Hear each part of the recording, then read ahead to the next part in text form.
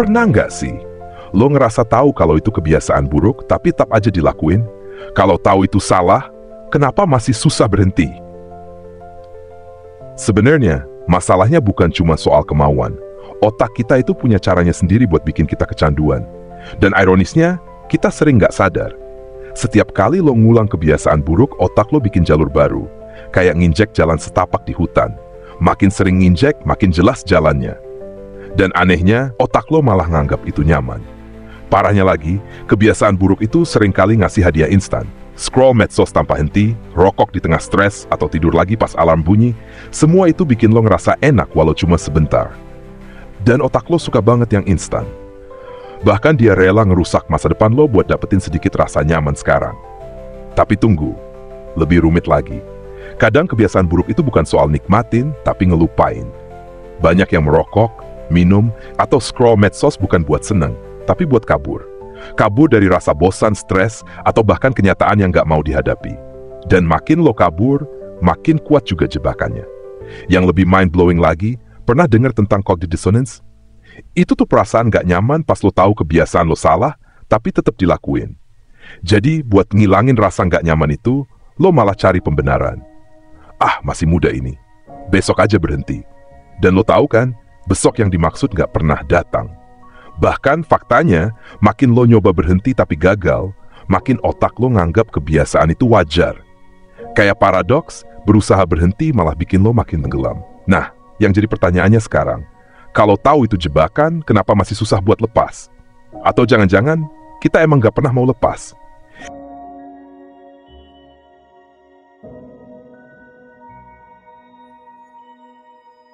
Masalahnya itu ada di sistem penghargaan otak kita, yang namanya dopamin.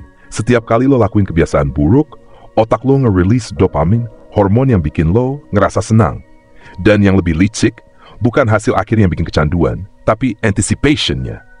Iya, rasa seneng pas nungguin notifikasi muncul, pas buka bungkus rokok, atau pas loading video, itu yang bikin lo ketagihan. Ironisnya, semakin sering lo dapet dopamin instan, semakin tumpul juga respon otak lo buat hal-hal yang lebih penting. Makanya baca buku sejam terasa berat, tapi scroll medsos 3 jam berasa sebentar.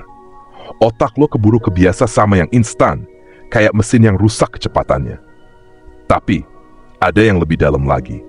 Kebiasaan buruk itu bukan cuma soal dopamin, tapi juga soal identity loop. Pas lo sering ngulang kebiasaan buruk, pelan-pelan lo mulai nganggap itu bagian dari diri lo.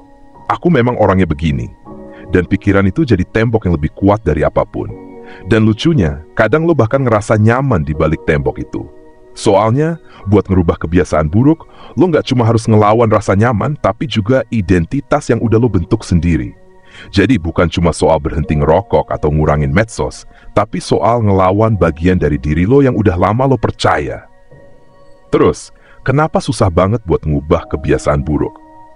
Karena otak kita lebih takut sama perubahan daripada kebiasaan buruk itu sendiri.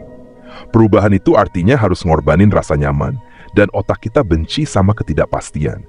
Dan yang lebih mengejutkan lagi, ada istilah namanya failure feedback loop. Setiap kali lo gagal buat berhenti, otak lo dapet sinyal kalau lo emang lemah. Ini kayak lingkaran setan, gagal, coba lagi, gagal lagi. Sampai akhirnya lo ngerasa nggak mungkin buat berubah. Jadi, mungkin pertanyaannya bukan lagi soal kenapa susah berhenti, tapi kenapa kita terus-terusan mau jatuh di jebakan yang sama.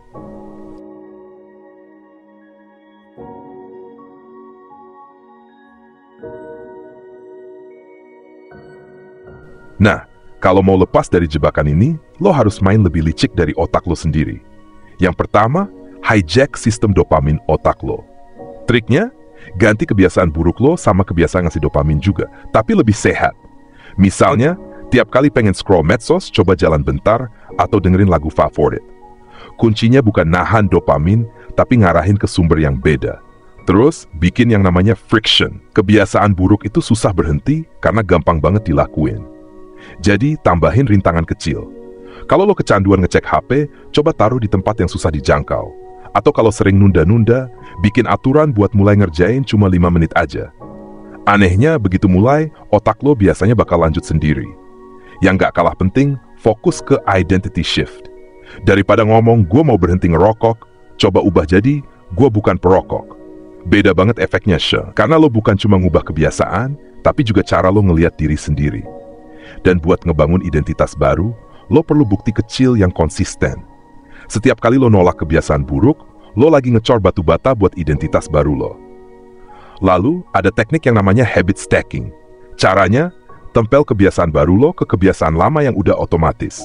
Misal, abis sikat gigi, langsung baca 1 halaman buku. Atau tiap kali bangun tidur, langsung olahraga 5 menit. Kuncinya, bikin kebiasaan baru lo semulus mungkin, tanpa perlu mikir lama. Terakhir, jangan pernah remehkan environment hacking. Kadang, masalahnya bukan di kemauan lo, tapi di lingkungan yang bikin lo terus terjerumus. Kalau temen-temen lo perokok semua, lo bakal susah berhenti. Makanya, coba atur lingkungan lo biar lebih mendukung. Bersihin aplikasi yang bikin candu, jauhin orang yang toksik atau minimal, temukan komunitas yang sejalan sama perubahan lo. Jadi intinya, buat berhenti dari kebiasaan buruk, lo perlu ngelawan otak lo dari 2 sisi. Bikin kebiasaan buruk jadi lebih susah, dan bikin kebiasaan baik jadi lebih gampang. Pelan-pelan, otak lo bakal mulai terbiasa sama jalur baru yang lebih sehat. Tapi ada satu pertanyaan lagi yang lebih dalam. Kalau semua ini soal ngelawan otak, apakah sebenarnya kita punya kendali penuh atas diri kita sendiri?